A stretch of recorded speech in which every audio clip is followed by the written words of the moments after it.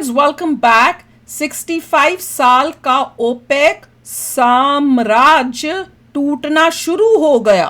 ओहो, चलो देखें।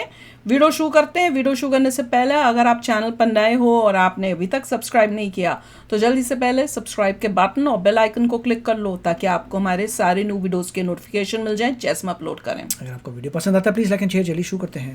माफिया नंबर 1 कौन है पूरे वर्ल्ड का? अगर मैं आपसे सवाल पूछूं तो आप में से कुछ लोग कहेंगे इटालियन माफिया, कुछ कहेंगे अमेरिकन माफिया, कुछ कहेंगे जापान के याकुजा, तो कोई कहेगा भारत की डी कंपनी। लेकिन जो असली नंबर 1 है ना, उसके सामने इनकी सबकी औकात तिनके से भी कम है। कौन है? क्योंकि जो नंबर 1 माफिया है क्या है वो है OPEC, organisation for petroleum exporting countries. जी हाँ, ओपेक और ओपेक। चलो तो ये माफिया टूट रहा है, अच्छा ना, टूटेगा।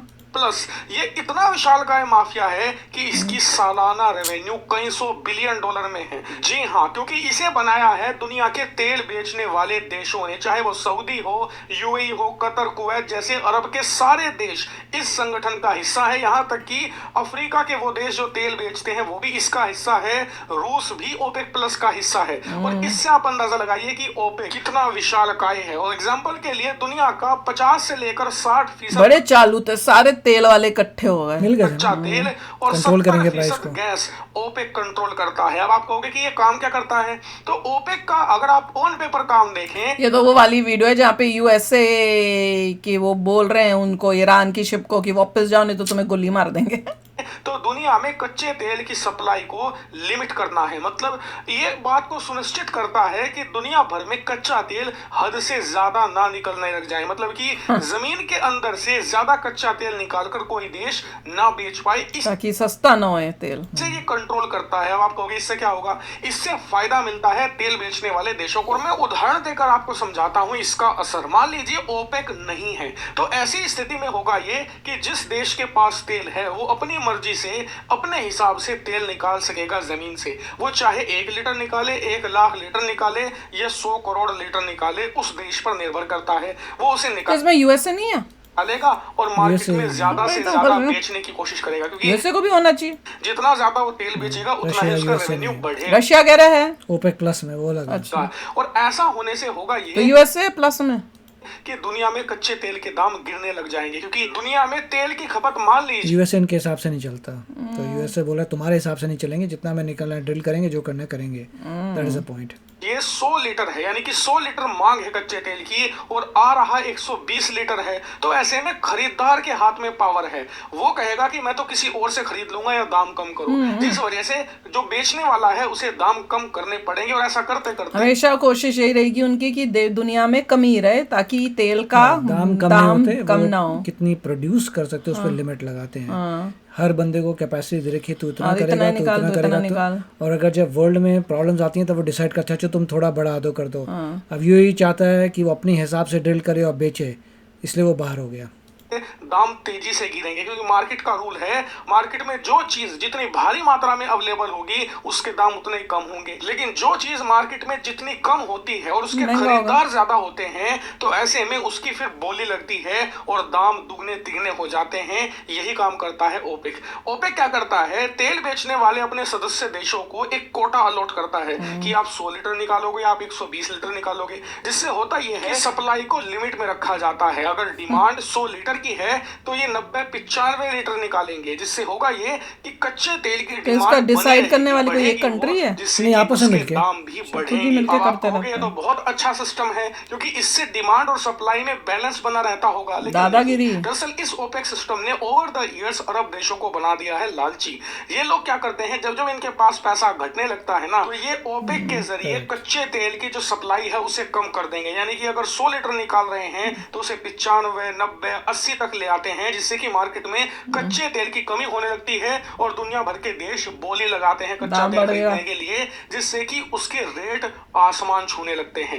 यही कारण है कि ये ओपेक, जो एक समय डिमांड और सप्लाई को कंट्रोल में रखने के लिए बनाया गया था, अब ये एक गैंग बन चुका है, एक कार्टेल इसे कहा जाता है, ऑयल कार्टेल। यानी कि ऐसा समूह जो पैसा कमाने के लिए दुनिया पर दबाव डालता है। लेकिन इसके भी दिन अब पूरे हो चुके हैं। आप अपने स्क्रीन पर देखिए, यूनाइटेड अरब अमीरात यूएई जी हाँ, जिसका शहर दुबई बहुत फेमस है, इस देश ने ऐलान कर दिया है कि ये ओपेक से एग्जिट हो रहा है, ओपेक से निकल रहा मेरे ख्याल है। से मई की शुरुआत में हो रहा है, सिर्फ ओपेक बल्कि ओपेक प्लस को भी ये छोड़ रहा है, और ये ऐतिहासिक घटना मई 1 से छोड़ देगा है वो इसलिए क्योंकि यूएई ओपेक का फाउंडिंग मेंबर है, यानी कि जिसने ओपेक को बनाया वो अब इससे अलग हो रहा है। और इसके पीछे दो कारण उन्होंने दिए। पहला ये कि ओपेक की वजह से ईरान को हद से ज्यादा फायदा हो रहा है, ईरान उसी प्रकार से फायदे इंजॉय करता है ओपेक का सदस्य होने के जैसे कि अरब देश, जिससे कि उसकी कमाई बढ़ रही है, और इस कमाई के इस्तेमाल को वो हमारे ऊपर ही सारी अरब देशों के ऊपर अटैक करता रहा, करने में खर्च कर रहा है।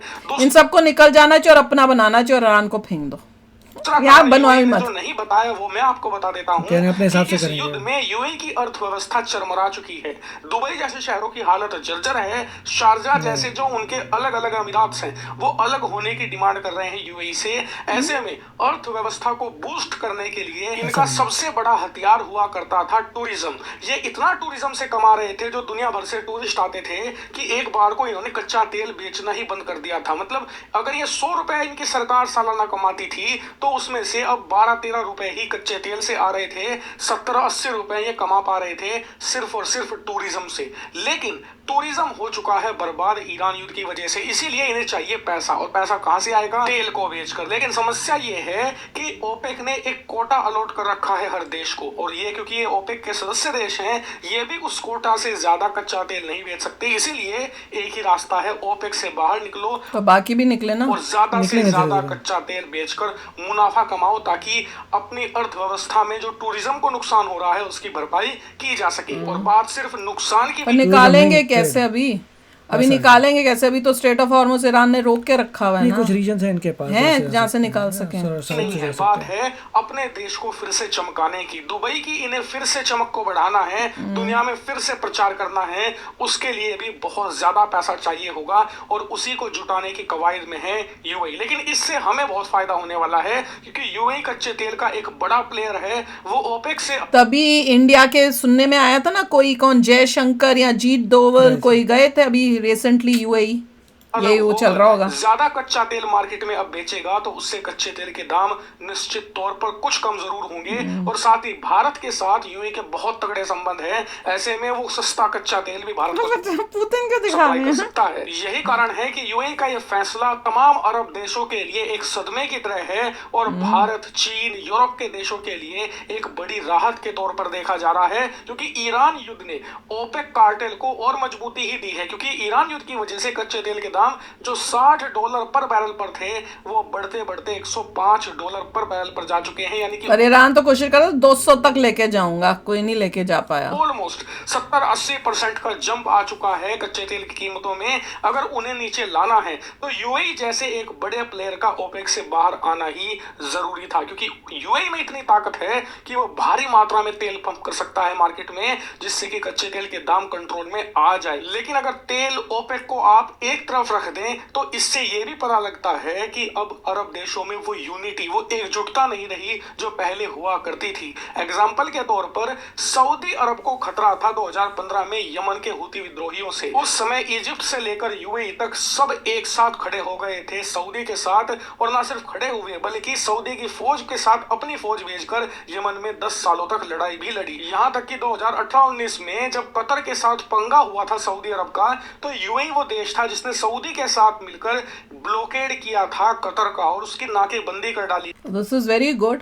देखो एक न्यूज़ ये भी आई थी कि यूएई को आयरन डोम इजराइल दे रहा है, तो अब इस यूएई जो है वो हो गया है क्लोजर किसके, यूएसए और इजराइल के, और उसको दिख रहा है कि भैया इसमें ईरान ने क्या किया है, तो ईरान को भी जो है ना जैसे कहते हैं चोट पहुंचाने के लिए उसने डिसाइड किया होगा, और ये सब ऐसे ही नहीं डिसाइड किया होगा, काफ़ी सा हो सकता है ट्रम्प के साथ भी बात बूत करके फिर उसके बाद इंडिया से भी बात की होगी, सबसे किया होगा कि ऐसे होने वाला है, और डिसाइड करके अब डिक्लेयर कर दिया होगा कि हम छोड़ रहे हैं। और जहाँ तक मैंने सुना था, न्यूज़ पढ़ी थी, 1 मई से मेरे ख्याल से ये निकल जाएगा बाहर, ताकि और इसको देख के बाकी जो वेस्ट ये क्या मिडल ईस्ट की जो कंट्रीज़ हैं जिनके ऊपर ये हमला कर रहा था ईरान, उनको भी थोड़ा ये होगा, और हो सकता है कि कुछ टाइम में हमें ये भी न्यूज़ आए कि वो सब भी निकल रहे हैं। अभी अपना तेल निकालेंगे अपनी मर्जी से, जिस दाम पे देना होगा देंगे, जिससे अच्छी बात है। कि सब अपना अपना निकाल रहे हैं, जिससे और भी कंट्रीज कहीं बाहर आ सकती हैं, देखेंगे फिर अपने हिसाब से ड्रिल करेंगे।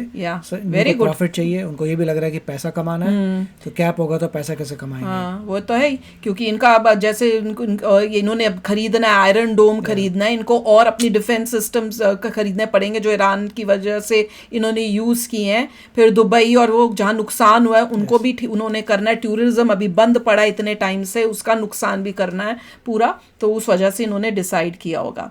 काफ़ी अच्छी बात है, गुड फॉर द वर्ल्ड मैं तो कहूँगी, ये अच्छी बात हो गई ईरान के साथ लड़ाई करने की। इनका इनरिच यूरेनियम भी जाएगा, साथ में ये एक और झटका इनको लग गया है। तो चलो यार, आप भी शेयर करना अपने थॉट्स। चलते हैं, मिलेंगे नेक्स्ट वीडियो में बहुत ही जल्द। Till then take care and bye bye. तो अगर आप मेरे इस चैनल पे नए हो तो जल्दी से सब्सक्राइब के बटन को हिट करो और बेल आइकन को क्लिक करो, ताकि आपको मेरा जब नया वीडियो मैं लगाऊं आपको उसके बारे में जल्दी से पता चल जाए।